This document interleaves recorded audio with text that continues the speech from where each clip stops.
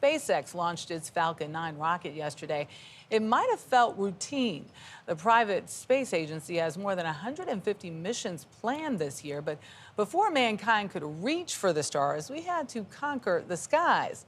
Bradley Blackburn takes us to the place where that history was made. Bradley, thanks for joining us. Yeah, Michelle, good morning. Travelers who've come to New York probably know the names of the city's airports, LaGuardia and JFK, but you may not have heard of the city's first commercial airport, Floyd Bennett Field.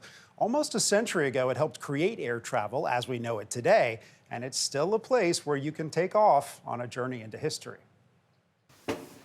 Up this way? Yeah, right up there. You're almost there. At the top of a building in Brooklyn, New York, a 4-story climb up takes you right to the heart of aviation's golden age. This is the balcony where they would have positioned people with binoculars looking out for aircraft coming into the airport. The tower looks out to where decades ago crowds flocked to witness pioneering flights by pilots we still know today. Names like Howard Hughes, no men were ever born who have flown so far, so fast. Amelia Earhart, she said she could, and she did it. And Wiley Post, who made the first solo flight round the world, starting and ending here. Wiley Post nudges the heavily laden Winnie Mae skyward. Anybody who was anybody in aviation in the 1930s flew out of here, men and women. Ranger Lincoln Hollowell has overseen Floyd Bennett Field for more than 25 years, now part of the National Park Service. The former airport sits on over 1,000 acres of protected land. This is Floyd Bennett. Ladies and gentlemen. Named after a notable aviator, it opened in 1931, when it was one of the busiest airports in the world. The first commercial airfield in New York City. At the time, it was cutting edge. It had something that most other airports in the world did not have, and that's long paved concrete runways. It shows how just 28 years after the Wright brothers flew, aviation was advancing at a speed that must have shocked passengers. They probably grew up at a time where the most common form of transportation, especially in urban areas, was a horse. And there was one that looked. It still astonishes that mankind went from this to this to this in less than 100 years. And so much about this, the experience of modern flying, was created right here. American Airlines and TWA flew from a terminal tiny by today's standards. What's upstairs? Well, what was upstairs were dorm rooms. Inside, it looks more like a train station than an airport. Was there a template for an airline terminal in those days? Not really. They were sort of making it up as they went along. There were familiar things like this baggage counter, but some ideas didn't stick. Like giant turntables in the tarmac that would spin planes around to taxi for takeoff. And long before the invention of jetways, there was this. This is our passenger loading tunnel. This would have taken passengers underneath the tarmac to the airplane, and they'd enter from the back. Safely out of the way of spinning propellers. But its location is part of why this field failed as a commercial airport. It was too far by car from Manhattan and never got a critical contract to handle airmail for the Postal Service.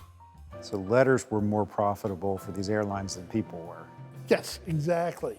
And it wasn't really until the DC-3 that the profit could be made carrying passengers instead of carrying mail. The city opened LaGuardia much closer in 1939. 3 years later, during World War II, the U.S. Navy bought Floyd Bennett Field, transforming it into a vital site on the home front. What was this place like when you first came here? It was an active naval air station. Bob Weiss is now 88 years old. As a 24-year-old, he served here during the Cold War, part of a flight crew flying missions aboard a plane like this, the Lockheed P-2V Neptune. It is a big plane. Absolutely. Carried 8 to 10 guys. They made 12-hour round-trip journeys. Now, this is a historic view. To spot Soviet subs out in the Atlantic. Bob, this is a real window into history here. What was the role of the person that was sitting right here? It was an observer station. The aircraft now sits inside this 2-acre hangar built at Floyd Bennett Field during World War II. Many of these planes would have flown here, including an A-4 Skyhawk and a C-47 Skytrain. But they would fit 27 troops in here. Jim Crookshanks is part of the historic aircraft restoration project known as HARP. The volunteers, called the Angels of HARP, earn their wings painting, patching, and bringing new life to these old planes. What impact does it have on you to stand up close to one of these planes? It's unreal because I've been to a lot of air museums, but they're always roped off and you can't get close. And they're all shiny, but these have like the smell, the feel, the touch, the oil's leaking out of them. These are real planes. The restoration project launched 30 years ago with Weiss and other military veterans who had experience with the planes and could even make parts no longer in production. Those people are long gone. Now we're trying to teach ourselves how to do these things, trial and error. I'm trying to learn how to weld, which is, it started off not good at all, but it's getting better. You're learning. Getting better. I'm learning, but we need more volunteers. The mission now is to preserve the past for new visitors and tell the story of Floyd Bennett Field and the remarkable people who carried flight forward right here.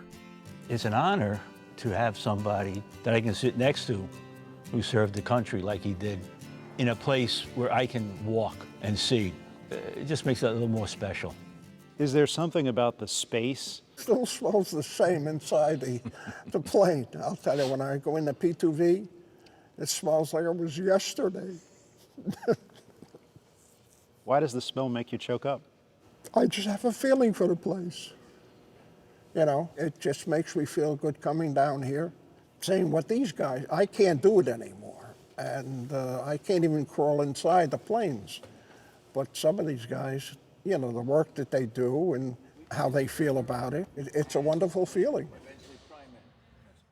Those volunteers so committed to that mission, guys. Now, because Floyd Bennett Field is within a national park, there is the possibility that it could be affected by those Doge cuts in Washington, but it's unclear at this point what, if any, actual impact there will be. Oh my goodness. I'm glad you're bringing light to this. This is an airport you can see if you're flying into JFK, and that man you spoke with, Lincoln, with the big beard, he's like a real character. He lives at the airport, you were saying? Yeah, he lives on site. He's been a ranger for a long time. He knows this history. And what's so fascinating about this chapter in the early 30s was that back then flying was moving so fast, but you know, it was really only for a select few. It was so expensive. Right. In fact, a ticket, round trip tickets, 2 of them, coast to coast, cost the same as a flight, cost the same as a new car. What? Yeah. Oh my goodness. I'm glad you brought that to life. Great Yes. archival material. Thank you, Brad. Absolutely.